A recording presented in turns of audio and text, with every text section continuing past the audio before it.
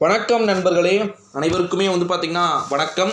மிக முக்கியமான ஒரு தகவல் ஒன்றை பார்க்க போகிறோம் நண்பர்களே. அதிமுகவில் தேர்தல் முடிந்த பிறகு தலைமையை ஒட்டுமொத்தமாக நான் பார்த்தீங்கன்னா கைப்பற்றுவேன் அப்படின்னு சொல்லிட்டு ஒரு மிக முக்கியமான ஒரு புள்ளி கூறியிருக்கிறாராம். இதை பற்றித்தான் இந்த காணொலியில் நம்ம தெள்ளத்தெளிவாக பார்க்க போகிறோம் நண்பர்களே. காணொலியை தெள்ளத்தெளிவாக பார்ப்பதற்கு முன்பு தமிழக அரசியல் என்னும் சேனலுக்கு கட்டாயமாக நீங்கள் புதிய பார்வையாளர்களாக இருப்பீங்க. புதிய பார்வையாளர்களாக இருந்தீங்க அப்படின்னா மறக்காமல் நம்முடைய சேனலை ஒரே ஒரு சப்ஸ்கிரைபை மட்டும் கொடுத்து விடுமாறு கேட்டுக்கொள்ளப்படுகிறது. வாங்க இப்போ வீடியோக்குள்ளே போகலாம்.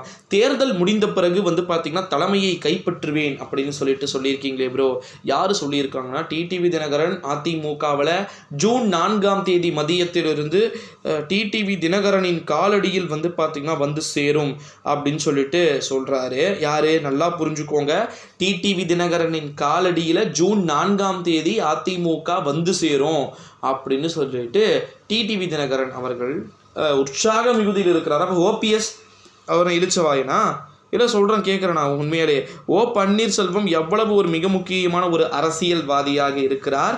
அவருக்கு எதுவுமே கிட்டாதான், ஆனால் நம்முடைய மற்றவர்களுக்கு கிட்டக்கூடிய ஒரு சூழல்கள் இருக்கும் அப்படின்னு சொல்கிறாங்க. இது என்னால் சத்தியமாக ஏற்றுக்கொள்ளவே முடியாது 100%. ஓகேங்களா?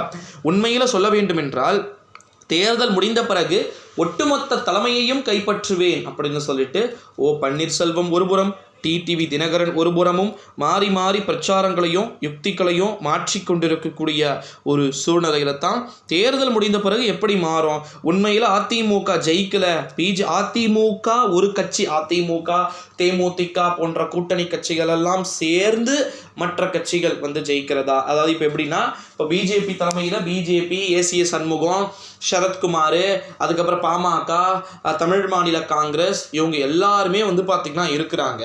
இவங்க எல்லாருமே பார்த்திங்கன்னா எல்லாமே சேர்ந்து ஒரு 6 சீட்டு இல்லை ஒரு 8 சீட்டு எடுத்துட்டாங்க.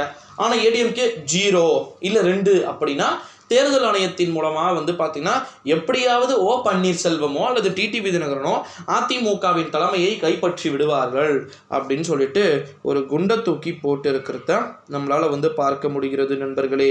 ஸோ இந்த ஒரு சூழ்நிலையில தான் அரசியல்லையும் இன்னமும் நிறைய மாற்றங்கள் அப்படின்றது நடக்கிறதுக்கு சான்சஸ் மற்றும் பாசிபிலிட்டிஸ் இருக்கிறதையும் நம்மால் பார்க்க முடிகிறது.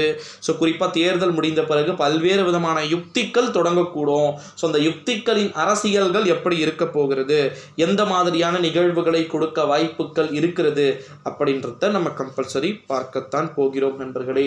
ஸோ மறக்காமல் நம்முடைய சேனலோடு நீங்கள் தொடர்ந்து இணைந்திருக்கணும். ஏன் அப்படின்னா எலெக்ஷன் இருக்குது. எலெக்ஷன் யாருக்கு எப்படி ஃபேவரபுளாக போக போகுது, எலெக்ஷனுடைய ரிசல்ட்ஸ் ஆல்சோ எப்படி இருக்க போகிறது என்பதை அனைத்து பார்க்கக்கூடிய ஒரு விஷயமாகத்தான் இந்த தேர்தல் இருக்க போகிறது அப்படின்னே சொல்லிவிடலாம் நண்பர்களே. ஸோ ஏகப்பட்ட விஷயங்கள் இருக்கிறது, அது எல்லாமே நம்ம வெயிட் பண்ணி தான் பார்க்கணும். ஸோ எலெக்ஷன் அப்படின்றது ரொம்ப மிகவும் முக்கியம். அதிமுகவுக்கும் முக்கியம், திமுகவுக்கும் முக்கியம். ஸோ இந்த 2 பார்ட்டியில் எந்த பார்ட்டிஸ் ஜெயிக்க போகிறாங்க அப்படின்றத நம்ம கம்பல்சரி பார்க்க போகிறோம்.